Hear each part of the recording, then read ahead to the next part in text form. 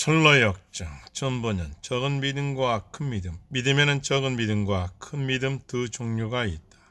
물론 적은 믿음도 구원받지만 그리스도의 풍성함과 승리의 삶을 만끽하지 못한다. 그러나 큰 믿음은 비록 믿음의 수가 많지만 승리의 삶을 누린다.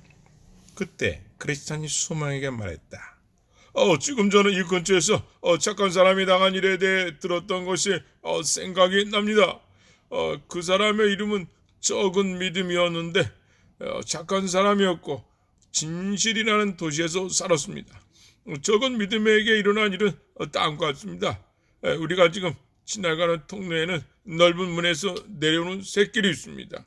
죽은 자의 골목길이라고 부릅니다. 왜냐하면 살인자들이 보통 그곳에서 살인을 저지르기 때문입니다. 우리가 지금 순례길을 가는 것처럼 적은 믿음도 순례길을 가다가 그곳에 앉게 되었고 잠이 들었습니다. 그때 넓은 문에서 억센 건달지 한 명이 이 새끼를 따라 내려왔습니다. 새 건달의 이름은 약한 마음, 불신, 범죄였습니다.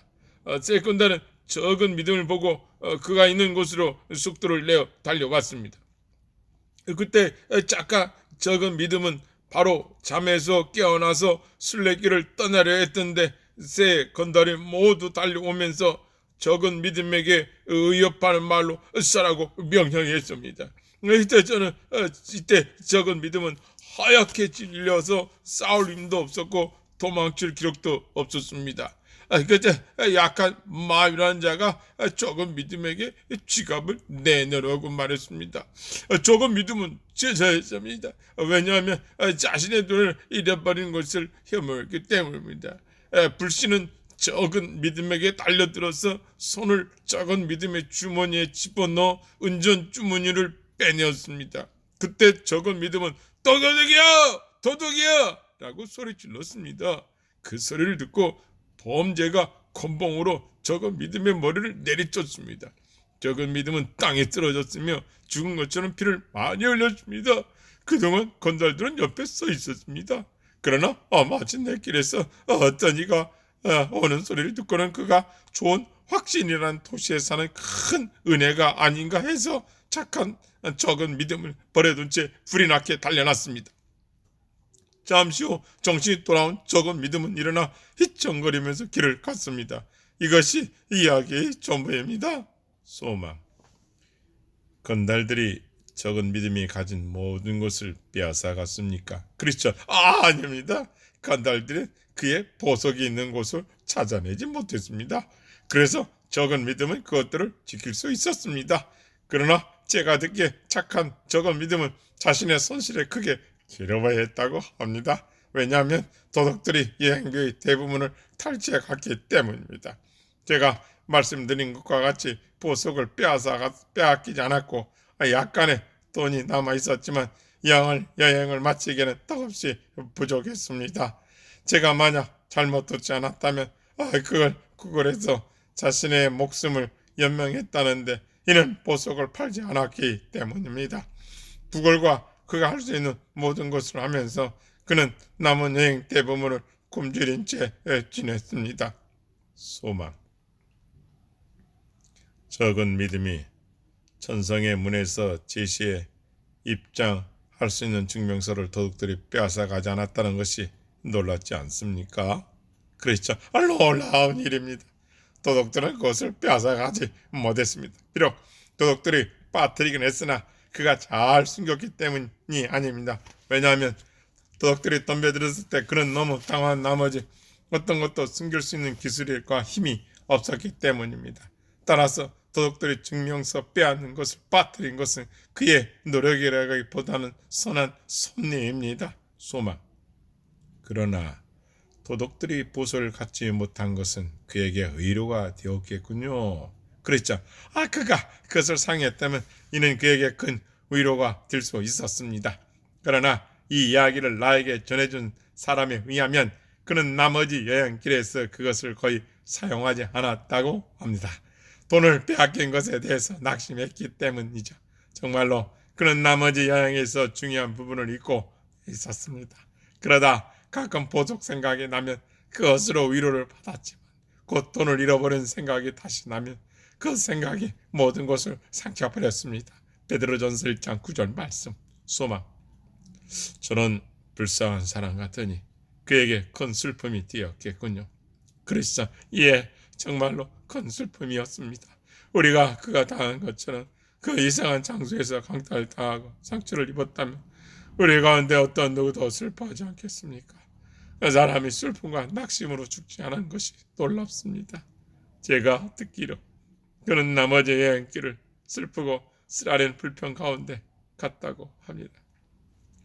애를 만나는 사람마다 붙잡고 자기가 어디서 어떻게 강도를 당했는지 말했고 강도들이 행한 일들과 자신이 잃어버린 것, 상처를 입은 일, 목숨을 잃어버릴 뻔했던 일을 이야기했답니다.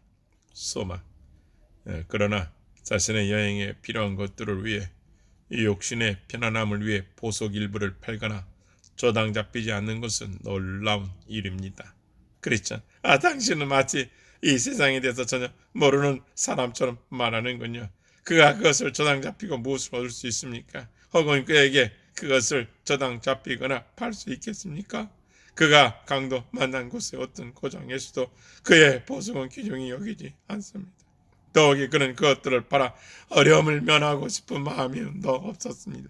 뿐만 아니라 천성의 문에서 그의 보석을 제시하지 못한다면 천성의 유업을 받지 못한다는 것을 그는 잘 알고 있었습니다. 그리고 그것도 도둑 만 명에게 수문을 당하는 것보다 더욱 나쁘다는 것을 알고 있었습니다. 소망. 내 형제여, 왜 당신은 그렇게 가시돋친 듯이 말하십니까? 에서는 팥죽 한 그릇 때문에 장자권을 팔았습니다. 장자권은 그에게 가장 귀중한 보석이었습니다. 에서가 그렇게 했다면 적은 믿음이 그렇게 못할 이유가 없지 않습니까? 크리스찬. 에서는 정말로 자신의 장자권을 팔았습니다. 그리고 그 외에도 많은 것을 팔았는데 그렇게 함으로써 비겁한 자들이 하는 것처럼 자신을 가장 중요한 축복에서 제시켰습니다. 그러나 당신은 에서와 적은 믿음을 구별해야 하며 그들의 신분에도 차이가 있는 것을 분별해야 합니다. 에서의 장자권은 상징적인 것이지만 적은 믿음의 보석은 그렇지 않습니다. 에서는 자신의 배를 신으로 섬겼지만 적은 믿음은 그렇게 하지 않았습니다. 에서는 육적의 미각을 만족시키려 했지만 적은 믿음은 그렇게 하지 않았습니다. 그 밖에도 에서는 자신의 정력을 채우려는 것 외에 아무것도 보지 못했습니다. 에서가 가로되 내가 죽게 되었으니 이 장자의 명분이 내게 무엇이 유익하리요? 창세기 25장 32절 말씀. 그러나 적은 믿음은 비록 믿음이 적었지만 적은 믿음을 갖고 방종의 삶을 피했고 장자권을 판 에서와 같이 보석들을 팔기보다는 그의 보석을 소중히 여겼습니다. 당신은 에서가 믿음, 아니 적은 믿음으로 이라도 있었다는 것을 어디에도 읽어보지 못했을 것입니다. 그러므로 육신이 요동칠 때 그의 장자권과 영혼 그리고 모든 것을 지옥의 마귀에게 팔아버리는 그것은 놀라운 일이 아닙니다. 왜냐하면 이런 것은 마치 발정한 암나귀와 같기 때문입니다. 너는 광야에 익숙한 저 암나귀가 그 성욕의 동함으로 헐떡거린 같았도다. 그 성욕의 때에 이에 누가 그것을 막으려? 에레미야 2장 24절 말씀. 그들의 마음이 욕심의 정욕에 붙잡히면 그들은 어떤 희생이 있더라도 그것을 채울 것입니다. 그러나 적은 믿음은 전혀 다른 기조를 소유했습니다. 그의 마음은 신적인 것에 있었고 그의 생활은 영적인 것과 하늘의 것을 사모하는 것에서 나왔습니다. 따라서 이 같은 기질을 가진 사람이 설령 꼭 사야 할 것이 있다 할지라도 헛된 것으로 마음을 채우기 위해서 보석을 팔겠습니까? 사람이 자신의 배를 건져 더미에 채우기 위해 단돈 10원이라도 쓰시겠습니까? 아니면 당신이 산비둘기를 설득해 까마귀처럼 살도록 할 수 있겠습니까? 비록 믿음이 없는 자는 자신의 육신의 정욕을 위해서 자신이 갖고 있는 것과 자신을 저당 잡히고 팔 수 있지만 비록 적은 믿음이라도 구원의 믿음이 있는 자는 그렇게 할 수 없습니다. 따라서 형제여, 당신이 여기에서 잘못 생각한 것입니다. 소망. 저의 잘못을 인정합니다. 그렇지만 당신의 엄격한 의견이 저를 화나게 만듭니다. 그렇죠? 왜요? 저는 당신을 한 번도 밟아보지 않은 길을 자신의 생각으로 고정시키고 이리저리로 달려가는 활발한 새에 비하고 싶습니다.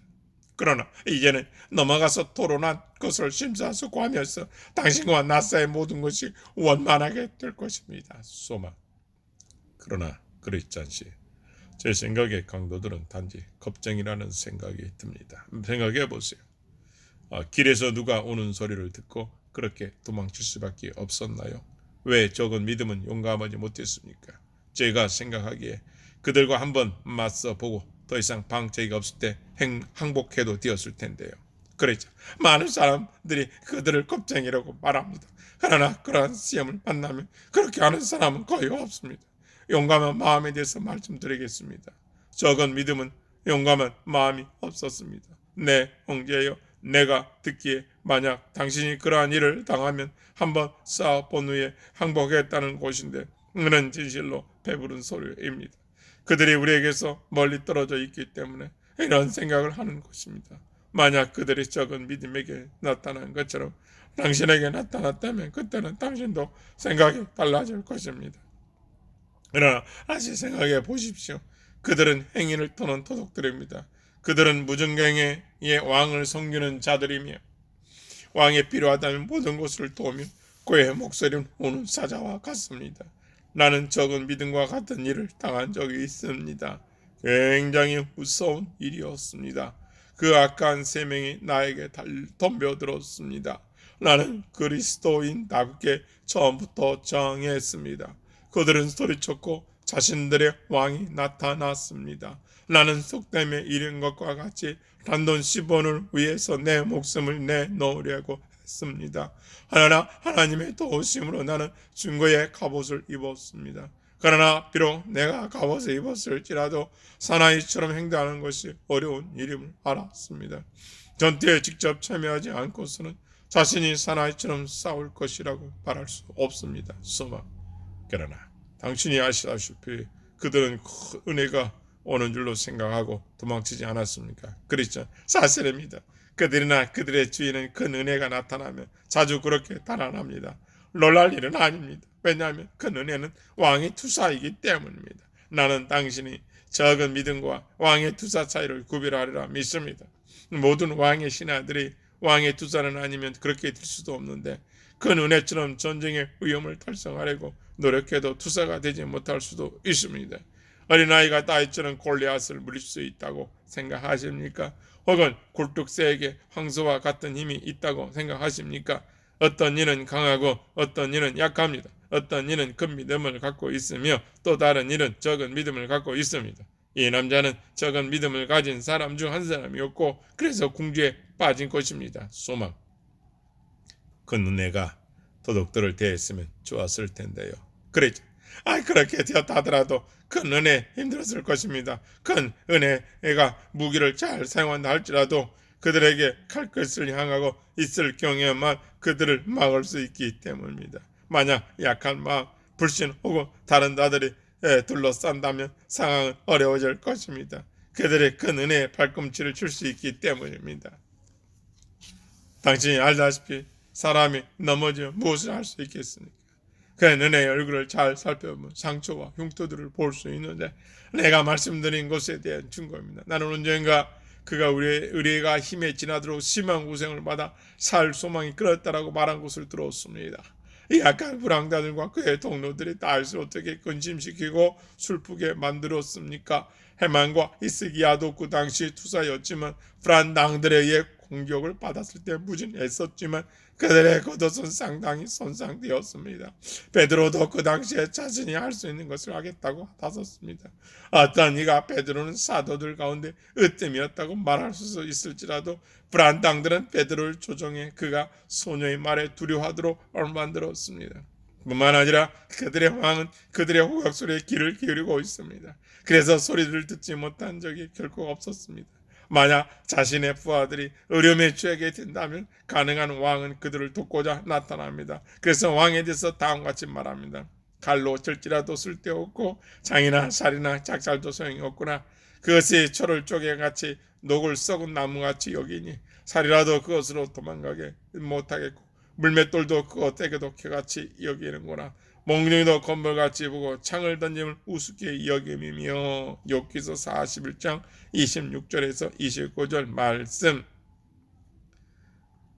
이럴 때 사람이 무엇을 할 수 있겠습니까? 만약 사람이 욥의 말을 하고 말을 탈 수 있는 용기와 기술이 있다면 그가 큰 일을 할 수 있는 것은 사실입니다.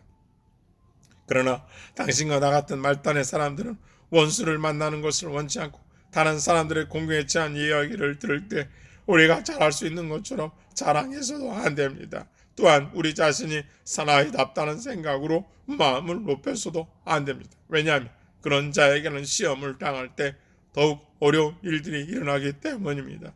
내가 앞에서 언급했던 베드로는 허망된 마음으로 충동되어 다른 모든 사람보다 주를 위해 큰 일을 하고 견딜 수 있다고 소리쳤습니다. 그러나 이런 악당들의 격퇴되어 넘어졌습니다. 따라서 우리가 왕이 대로해서 그런 강도들이 해한 것을 들을 때 우리가 해야 할 일은 두 가지입니다. 첫째, 무장을 하고 방패를 확실히 갖고 나가야 합니다. 왜냐하면 적은 믿음이 리오야단은 바다의 괴물을 일컫는 말이다. 하나님의 원수로서 교회와 하나님의 백성을 파괴하는 원수를 빗대어 사용했다.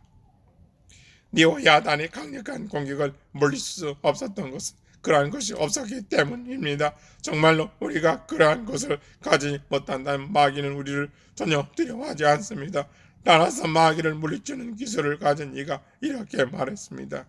모든 것 위에 믿음의 방패를 갖고 이로써 능히 악한 자의 모든 화전을 소멸하고. 에베소서 6장 16절 말씀. 두 번째, 우리는 왕께서 우리를 호위해 주시도록 기도하는 것이 좋습니다. 그러면 그분께서 우리와 함께 하실 것입니다. 주님께서 함께 하심으로 다윗은 사망의 음침한 골짜기에서 기뻐할 수 있었습니다. 모세는 하나님 없이 한 걸음을 나아가기보다는 차라리 그가 선 곳에서 죽는 것이 낫다고 말했습니다. 출애굽기 33장 15절 말씀. 내 형제여, 주께서 우리와 함께 가신다면 원수 수만 명이 우리에게 달려든다 할지라도 두려워할 것이 무엇이겠습니까? 아멘. 그러나 그분이 함께 하시지 않는다면 훌륭한 조력자들도 죽음을 당하게 될 것입니다. 이사야서 10장 4절 말씀. 나는 전에 싸움을 한 적이 있습니다. 그런데 당신이 보는 바와 같이 내가 살아있는 것은 주님의 선하심 때문입니다. 나는 나 자신이 사나이답다고 자랑할 수도 없습니다. 나는 그러한 첨예한 공격을 만나지 않았으면 좋겠습니다. 나는 우리가 모든 위험을 극복하지 못한 것을 두려워하고 있습니다. 그러나 사자와 곰이 나를 삼키지 못했으면 하나님께서 할례받지 아니한 블레셋에서 구원하실 것을 소망하니라. 그때 크리스찬이 노래를 불렀다. 불쌍한 적은 믿음씨 도덕들 가운데 있었습니까? 강탈당했습니까? 믿는 자들은 이것을 기억하시오. 더 큰 믿음을 갖고 수만 명을 물리치시오. 아니, 최소한 3명을 물리치시오. 아멘.